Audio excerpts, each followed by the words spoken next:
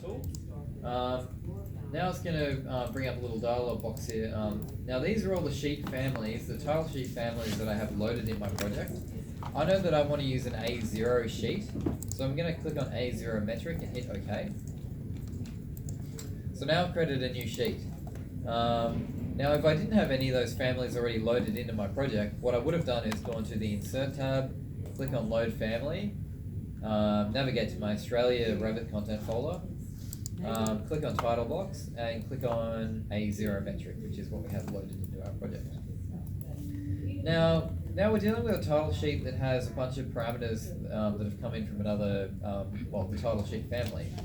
So in those parameters we can see we have things like the sheet name, the project number, the date, who it's drawn by, and we also have the sheet number and the scale as well. Now those parameters, they're actually defined by, if I click on Edit Family, they're defined by labels that are within the sheet family. So you can see here we have a date label, we have a drawn by label, and these are labels that we'll manually enter in within each sheet. And then we'll also have some labels of parameters like scale that are automatically updated. But for now, what we'll begin doing is we'll create a ground floor plan sheet. So on the unnamed here, I know this is my sheet title. I'm going to name it ground floor plan. Use that one. Oh yeah, so if you created a new sheet and by default you've actually brought up the A3 metric sheet, you can simply click on that family, click on the drop down menu of the properties dialog box, change it from A3 to A0. You can change that at any point of the project, at any point in time. And so if you've created a new sheet and you have A3 by default selected, if I click on my A3 sheet, click on the drop-down menu of the family type property dialog box, click on A0 metric, that's actually changing my family from an A3 sheet to an A0 sheet.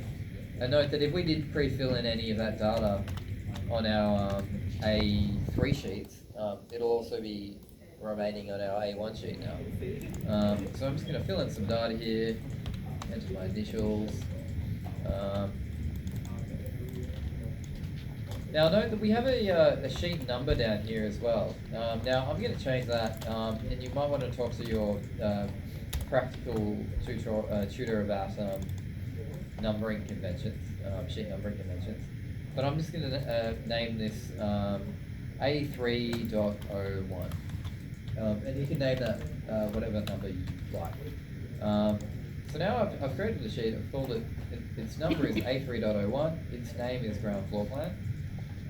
If I expand my sheet folder here, you can see there's my sheet number and there's my sheet name.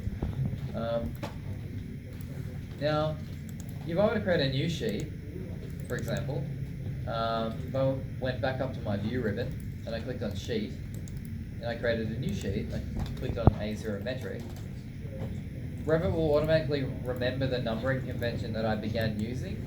So if you've labeled your first sheet A0.01 for its number, my next sheet should also be, or should be A3.02. So it'll remember that count. And then, I'll name this level 01 plan. Then I can enter it, drawing it. So now we've learned about how to create new sheets, how to create new sheet numbers, how to edit the sheet names. We're going to learn how to basically drop and drag one of our Revit views in our project browser onto our sheet. So if I double click on my level 1 plan here,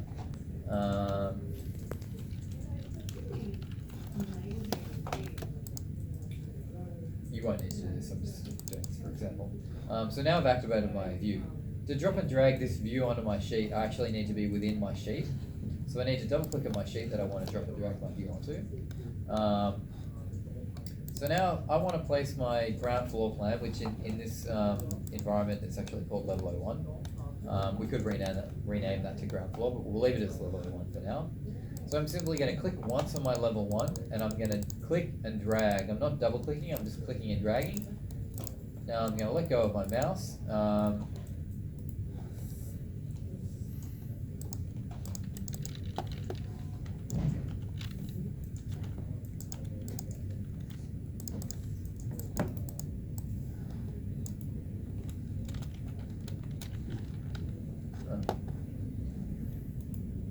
Hopefully I don't crash.